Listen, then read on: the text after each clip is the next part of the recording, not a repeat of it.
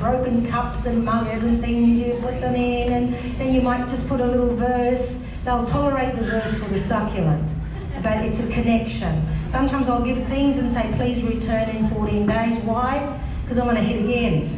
You know, we had an insurance guy come 4 or 5 times in Townsville before he gave his life to Jesus, and his 5 kids. Him, his wife, and 5 kids took like a whole row. We didn't want the insurance, but we're going, you know, he's really open about God, and we'll ask him another question, you know. So you use your own ways of connecting and reaching people, but I know that if you incorporate reaching others, it's part of your health. It's part of you staying healthy. I'm not saying crazy, but I'm saying, like, if I don't put in my phone once a week to connect with a non-church person, you know what? 1 week runs into another week. When I get stuck and it's Sunday night like tonight, I've already barraged a lot of people this week because I was in Sydney and boy, it's fun on the trains. But by Sunday night, I've got, on my phone, I've got groups, 5 or 6 groups. Some that are pastors, wives and leaders, they're women on the front line. Generally women, although some of my family, cousins.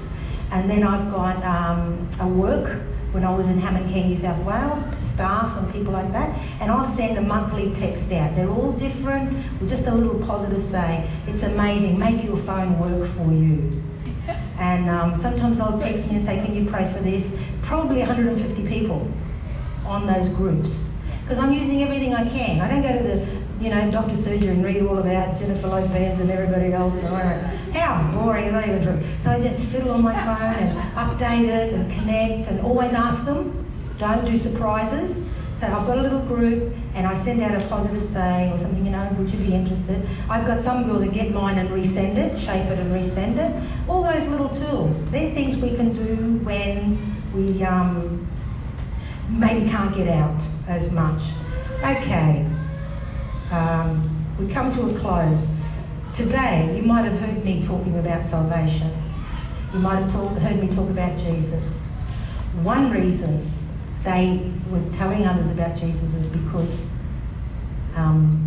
the boldness came because they had spent time with Jesus. And that's the only motivation you need, is spending time with Jesus. Where are we? I'll just read that out for you. Acts 4:13.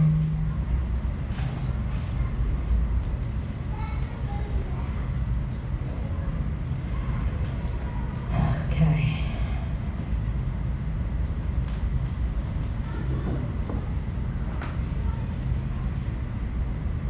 Sorry, I can't find it.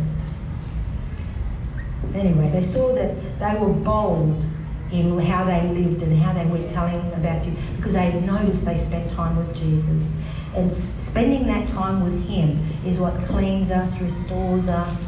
Turn all the digital stuff off. One thing I was really impressed with, my son in Sydney, he's got the little, nearly 2 years old. He says, Mum, we don't even watch TV. All the gibberish and the cartoons and the noise and the activity, she gets really hyper by the end of the day. But if she does free play, and then you might select some songs and do things that are by design rather than random junk coming and, you know, select your music, select what you do, where you go. I thought, son, I am so proud of you for making that stand, you know.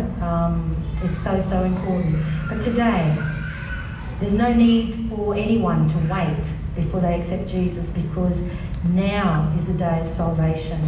There are many people don't have that opportunity to make their life right with God. And I pray that if anything, you are inspired to line your life up, clean your act up, get your life together.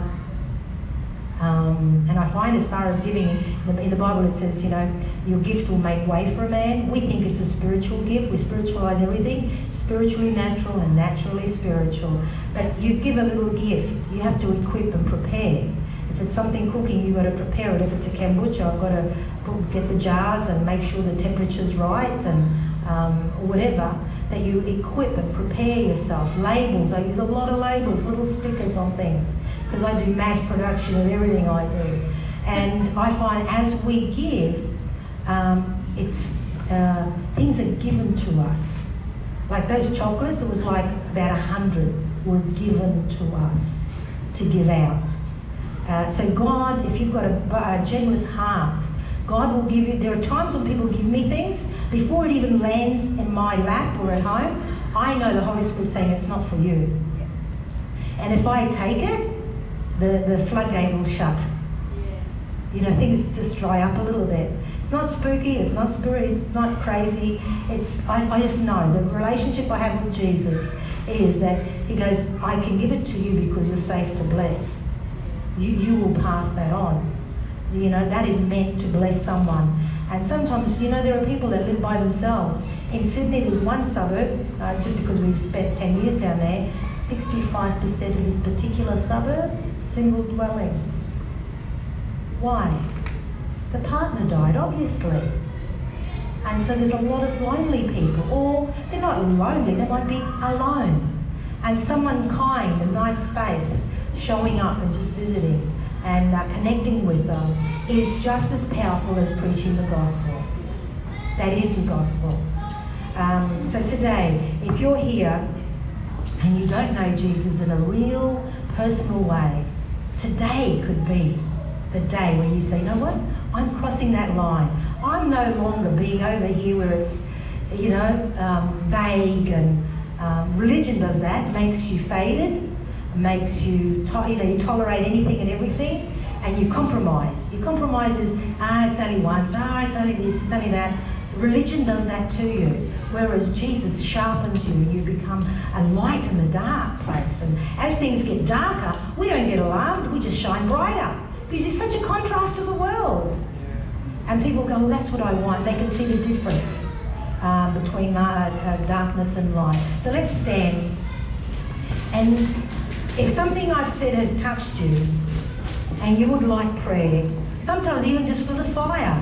I know that before we went into ministry, we had David Cartledge pray for Mark and I. And it was 1983, long time ago, 100 years ago.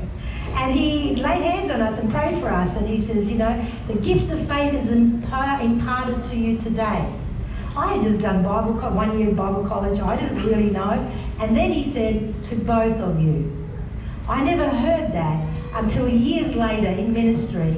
We're crying, the wheels are falling off, it's too much, I can't do this.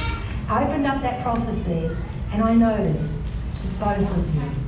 Then I lived in that promise of that gift.